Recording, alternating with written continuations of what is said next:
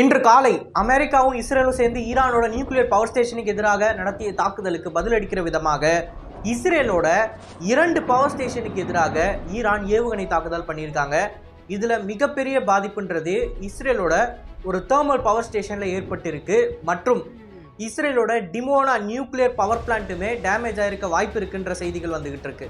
So இன்னைக்கான காணொலியில் நம்ம இதை பற்றி தான் பார்க்க போகிறோம். நான் உங்கள் ஆகாஷ், தமிழ் பொக்கிஷம் வழங்கும் டிபி டிஃபென்ஸ். முதல் விஷயம், அணுசக்தியால் இயங்கக்கூடிய நியூக்ளியர் பவர் பிளான்ட்ஸை தாக்குவது போர்க்குற்றத்தில் வருமா அப்படின்னு நீங்கள் கேட்டீங்கன்னா எஸ். ஒரு நியூக்ளியர் பவர் பிளான்ட்டை தாக்குறதுன்னு இல்லாமல் பவர் பிளான்ட்டை தாக்குனாலே அது வார் கிரைமில் தான் வரும். ஏன்னா பவர் பிளான்ட்டுன்றது அது ப்ரொடியூஸ் பண்ணுற எலக்ட்ரிசிட்டி நேரடியாக மக்களுக்கு போகுது. இப்போ குளிர் பிரதேசங்கள் இருக்கக்கூடிய நாடுகளில் நீங்கள் பவர் ப்ரொடியூசிங் பிளான்ட்டை அடிச்சிங்க அப்படின்னா மக்கள் குளிருக்கு இதமாக ஹீட்டர்ஸ் ஆன் பண்ண முடியாது. அவ்வளோ -°C இருக்கிறப்ப ஹீட்டர் இல்லாமல் மக்கள் சில பேர் உயிரிழக்க கூட நேரிடும். அதனால் பவர் பிளான்ட்ஸை எப்பயுமே தொடக்கூடாது. இது ரூல்ஸ் ஆஃப் என்கேஜ்மெண்ட்டில் இருக்கிற ஒரு விஷயந்தான். ஆனால் சப்போஸ் அந்த பவர் பிளான்ட்டு நேரடியாக வெப்பன்ஸ் ப்ரொடியூசிங் இண்டஸ்ட்ரிக்கு பவர் கொடுக்குது அப்படின்ற பட்சத்தில் அந்த பவர் பிளான்ட்டை அடிக்க முடியும். ஸோ வார் கிரைமா இல்லையா அப்படின்னு சொல்லி பார்த்தீங்கன்னா இது ஒரு வார் கிரைம் தான். ஆனால் இந்த கிரைமுக்காண்டி உலகத்தில் இருக்கக்கூடிய இன்டர்நேஷ்னல் கோர்ட் ஆஃப் ஜஸ்டிஸில் ஒரு கோர்ட்டு, அதாவது ஒரு வழக்கு தொடர்ந்தோ இல்லை இந்த குறிப்பிட்ட தாக்குதலுக்கு யாராவது ஒருத்தரை ரெஸ்பான்சிபிள் ஆக்கி அவங்களுக்கு தண்டனை வாங்கி கொடுக்க முடியாது. ஏன்னா இதற்குள்ளே நிறையவே லூப் ஹோல்ஸ் இருக்குது. மற்றும் அமெரிக்கா, இஸ்ரேல் என்ன தப்பு பண்ணாலும் சரி ஐசிசி அதை கேட்க முடியாது.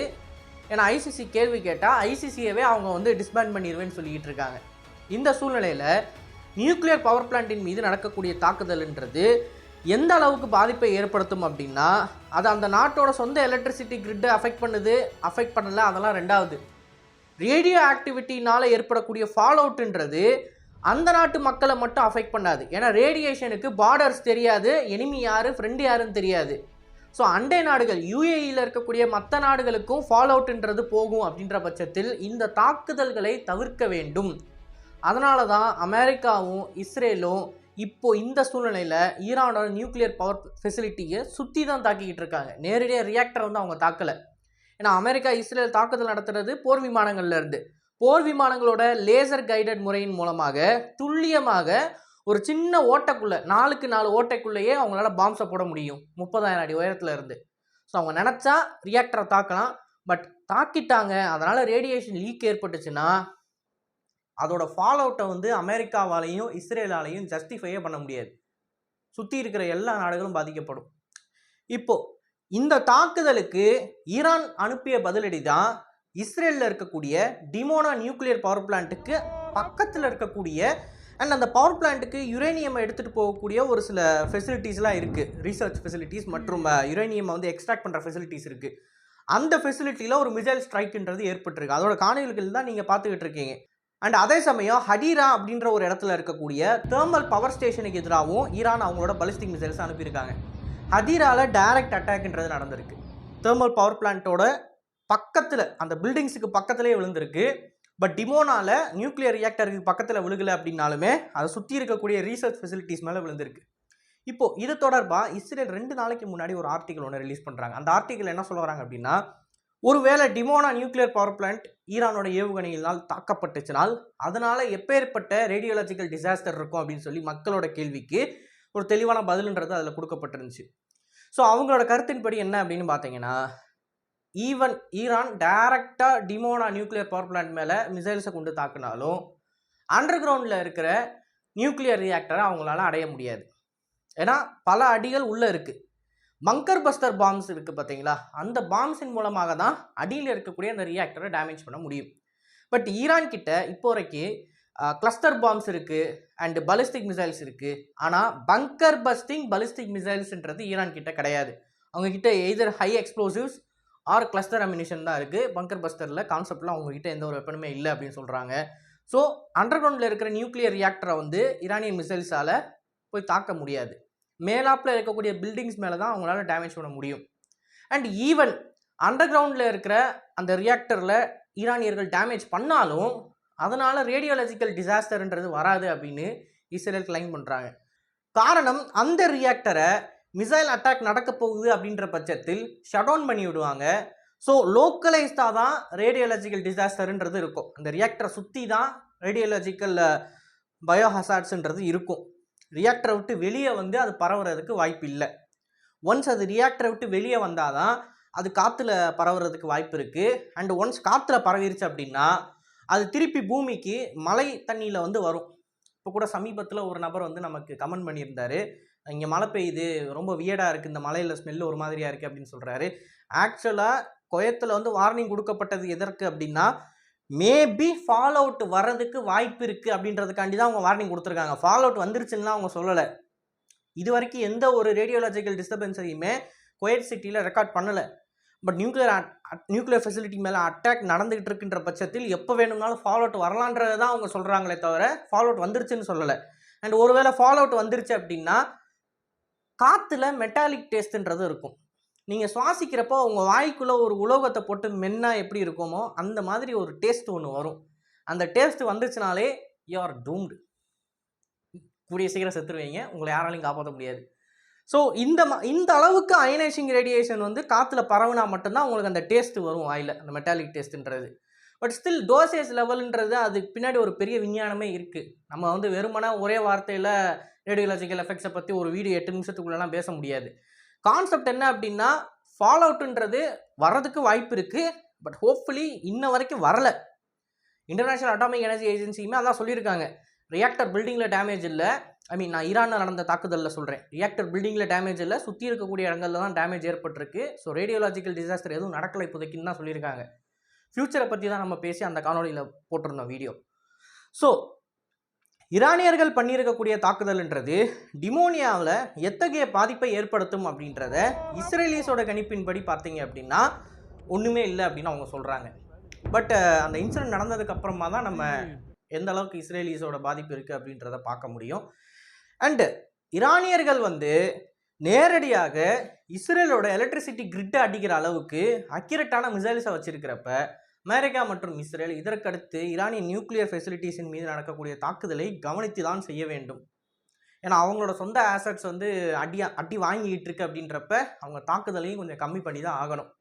Which leads to the conclusion, அமெரிக்காவில் இருக்கக்கூடிய மிக முக்கியமான அதிகாரி ட்ரம்ப் முன்னாடியே வந்துட்டு, ஈரான் எவ்வளோ பெரிய நாடு தெரியுமா, அவங்க கிட்ட மோஸ்ட் டெக்னாலஜிக்கலி சுப்பீரியர் மிலிட்டரி இருக்கு, உலகத்திலேயே இந்த அளவுக்கு டெக்னாலஜிக்கலி சுப்பீரியர் மிலிட்டரியை வந்து யாருமே தோக்கடிச்சது கிடையாது, அமெரிக்கா தான் தோக்கடிச்சிருக்கு அப்படின்னு சொல்லிக்கிட்டு இருக்காரு. அதாவது நேவி, ஏர்ஃபோர்ஸ், ஆர்மின்னு சொல்லி 3 பிரான்ச்சஸ்லயுமே ஈரானியன் மிலிட்டரி வந்து டெக்னாலஜிக்கலி சுப்பீரியரா இருக்கான். ஈரானியன் மிலிட்டரியவே இவங்க டெக்னாலஜிக்கலி சுப்பீரியர்ன்றாங்கன்னா அப்ப சைனாவை இவங்க எப்படி சமாளிக்க போறாங்கன்னு சொல்லி என்னால கற்பனையில கூட நினைச்சு பார்க்க முடியல. ஏன்னா ஈரானியன் ஏர்ஃபோர்ஸ் எடுத்துக்கோங்க, அவங்க கிட்ட இருக்கிறதுலேயே ரொம்ப அட்வான்ஸ்டு ஏர்கிராஃப்ட் வந்து Yak-136, அது ஒரு ட்ரெயினர் ஏர்கிராஃப்ட். அதற்கு அடுத்தபடியாக இருக்கிறது F-14 டாம் கேட்டு, அது MiG-21 பைசனோட சேர்ந்த கேட்டகிரி. 40 வருஷத்துக்கு முன்னாடியே F-14 டாம் கேட்டை அவங்க ரிட்டையர் பண்ணியிருக்கணும். இப்படிப்பட்ட விமானப்படையை வச்சிருக்கக்கூடிய ஒரு நாடு டெக்னாலஜிக்கலி சுப்பீரியரா. இன்னொரு பக்கம் கடற்படையுமே சுப்பீரியர்ன்றாங்க. ஈரான் கிட்ட இருக்கக்கூடிய ஷிப்ஸ் எல்லாமே ஒன்று கார்கோ வெசல்லேருந்து மாடிஃபை பண்ணப்பட்டது, ஆர் ஸ்பீட் போட்ஸில் ஒரு 4 மிசைலை வச்சுக்கிட்டு கடற்படைக்கு பயன்படுத்திக்கிட்டு இருக்காங்க. ஸோ ஈரான் இந்த அளவுக்கு அவங்க கிட்ட இருக்கக்கூடிய சிவிலியன் மெட்டீரியல்ஸை இராணுவத்துக்கு பயன்படுத்துறதுக்கான காரணம் அவங்க மேலே போடப்பட்டிருக்கிற பொருளாதார தடை தான். அந்த அளவுக்கு சாங்ஷன்ஸ் இருக்குது. எந்த கண்ட்ரி கிட்ட இருந்தும் அவங்க டெக்னாலஜி வாங்க முடியாது. ஈவன் ரஷ்யன்ஸே ஈரானுக்கு S-400 சேல் பண்ணலை, S-300 மட்டும் தான் கொடுத்தாங்க. அந்த அளவுக்கு ரெஸ்ட்ரிக்ஷன்ஸ் இருக்கிறப்ப அவங்க கிட்ட என்ன இருக்கோ அதை வச்சு தான் அவங்க மிலிட்டரியை கட்டமைக்கணும். ஸோ அவங்களோட ஏர்கிராஃப்ட் கேரியர், அதாவது ட்ரோன் கேரியர், அந்த ட்ரோன் கேரியர் எப்படி உருவாக்குறாங்க, ஒரு பழைய ரிட்டையர் ஆக போகிற ஆயில் வெசல்லேருந்து எண்ணெயை ஏற்றிட்டு போகிற சரக்கு கப்பல்லேருந்து மேலே ஒரு பிளாட்ஃபார்மை கட்டி அது வழியாக ட்ரோன்ஸை லான்ச் பண்ணுறதுக்கு ஒரு ட்ரோன் கேரியர்னு உருவாக்குனாங்க. நம்ம அதை பற்றி ஏற்கனவே பேசியிருப்போம். இது வந்து அவங்ககிட்ட இருக்கிறத வச்சு பண்ண ஒரு விஷயந்தான், ஆனால் போர்னு ஆரம்பிச்சு தான் முதல்ல காலியாகிறது தான் அப்படின்னு சொன்னோம். அதே மாதிரி அது காலியாயிருச்சு. ஈரானியன்ஸோட ஸ்பெஷாலிட்டி என்ன அப்படின்னா, டெக்னாலஜிக்கலி அவங்க சுப்பீரியரான எந்த ஒரு எக்யூப்மெண்ட்டையும் வச்சிருக்கல. அவங்க கிட்ட இருக்கிற ட்ரோன்ஸு அதெல்லாம் 2 ஸ்ட்ரோக் என்ஜின், அது எப்படி டெக்னாலஜிக்கலி சுப்பீரியர்னு சொல்லுவீங்க நீங்கள்? அவங்க கிட்ட இருக்கக்கூடிய ஸ்ட்ராட்டஜி தான் வந்து இந்த இடத்துல நம்ம பார்க்கணும். ஸ்ட்ராட்டஜி பக்காவாக இருக்குது, என்ன இருக்கோ அதை வச்சு அவங்க சண்டை போடுறாங்க, அவ்வளவுதான். பட் யூஎஸ் இந்த இடத்துல ஏன் அவங்கள டெக்னாலஜிக்கலி சுப்பீரியர்னு சொல்கிறாங்கன்னா, யூஎஸை பொறுத்த வரைக்கும் கீழே விழுந்தாலும் மீசையில் மண் ஒட்டக்கூடாது அப்படின்னு அவங்க நினைக்கிறாங்க. அதனால யூஎஸ் மிலிட்டரி வந்து உலகத்திலேயே பெஸ்ட் சொஃபிஸ்டிகேட்டட் ஆர்மிக்கு எதிராக தான் சண்டை போடுது. எக்யூப்மெண்ட்டை பொறுத்த வரைக்கும் யூஎஸோட ஆர்மிக்கு கொஞ்சம் கூட இணையாகாத ரொம்ப ரொம்ப இன்ஃபீரியரான டெக்னாலஜி வச்சிருக்கக்கூடிய ஒரு நாடுக்கு எதிராக யூஎஸ் வந்து சிரமப்பட்டு ஜெயிக்கலை அப்படின்ற மாதிரி ஒரு பிம்பத்தை ஏற்படுத்துறதுக்காண்டி தான் இந்த டயலாக்ஸை அவங்க விட்டுக்கிட்டு இருக்காங்க. பட் ஆக்சுவல் ட்ரூத் என்ன அப்படின்றது உங்களுக்கும் தெரியும், எனக்கும் தெரியும். ஈரான் வந்து சொஃபிஸ்டிகேஷனில் ஒரு கண்ட்ரி கிடையாது. ஆக்சுவலாக அதான் உண்மை. சொஃபிஸ்டிகேட்டட் எக்யூப்மெண்ட் கிடையாது. ஆனால் ஸ்ட்ராட்டஜி அண்ட் வாரை பொறுத்த வரைக்கும் அவங்களுக்கு வந்து கரெக்டான ஒரு இம்ப்ளிமெண்டேஷன்ன்றது இருக்குது. யாரை அடித்தா எங்கே அமெரிக்காவுக்கு வலிக்கும் அப்படின்னு சொல்லி அவங்களுக்கு நல்லா தெரிஞ்சிருக்கு. அதனால தான் மிடில் ஈஸ்ட்டில் இந்த அளவுக்கு ஸ்ட்ரைக்ஸ் அவங்க பண்ணுறாங்க.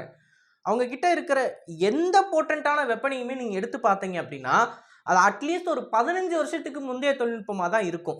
கரண்ட்டாக ஈரானியன் பாலிஸ்டிக் மிசைல் கேப்பபிலிட்டியுமே அதுதான். அவங்கக்கிட்ட ஹைப்பர்சானிக் மிசைல்ஸ் இருக்குன்னுலாம் சொல்லிக்கிட்டு இருக்காங்க. நிறைய பேர் தமிழில் இருக்கிறவங்களாம் சொல்லிக்கிட்டு இருக்காங்க. ஆனால் ஹைப்பர்சானிக் மிசைலோட கான்செப்ட் என்ன அப்படின்னு சொல்லி நம்மளோட சேனலில் ஏகப்பட்ட தடவை பேசிட்டோம். எல்லா பாலிஸ்டிக் மிசைலுமே ஹைப்பர்சானிக் மிசைல் தான்.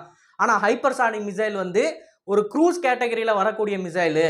பாலிஸ்டிக் மிசைல்ன்றது என்னன்னா ஹைப்பர்சானிக் ஸ்பீடில் போனாலும் அது ஒரு ஹைப்பர்சானிக் மிசைல் கிடையாதுன்னு சொல்லி ஏகப்பட்ட தடவை பேசியிருக்கோம். ஸோ டெக்னாலஜிக்கெலாம் உள்ளே போகணுன்னா அதுக்கு அடுத்தடுத்த வீடியோவில் பார்க்கலாம்.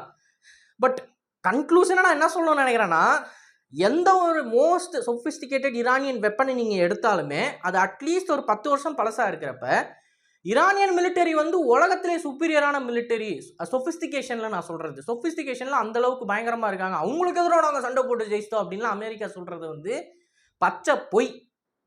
ஸோ இப்படிப்பட்ட சூழ்நிலை நடந்துக்கிட்டு இருக்கு அப்படின்ற பட்சத்தில் பேச்சுவார்த்தை இருக்குமா இருக்காதான்னு நீங்கள் நினச்சிங்கன்னா, இல்லை ஆக்சுவலாக ஈரானியன்ஸோட கிளைம் வந்து நாங்கள் எந்த வகையிலையும் ட்ரம்ப் கூட பேச்சுவார்த்தையில் ஈடுபடலைன்னு சொல்கிறாங்க. பட் ட்ரம்ப் அட்மினிஸ்ட்ரேஷன் நாங்கள் பேச்சுவார்த்தையில் ஈடுபட்டுக்கிட்டு இருக்கோம்னு சொல்கிறாங்க. ரெண்டில் எது உண்மை எது பொய்ன்றதை அடுத்த காணொலியில் நம்ம பார்க்கலாம். ஸோ இந்த வீடியோ பற்றின உங்களோட கருத்துக்கள் வரவேற்கப்படுகின்றன. அண்ட் இது போல நிறைய தகவலை தெரிந்து கொள்ள டிபி நியூஸ் பேஜை ஃபாலோ பண்ணிக்கோங்க. நல்லதை பார்த்து நல்ல சமுதாயத்தை வணக்கம். நன்றி, வணக்கம்.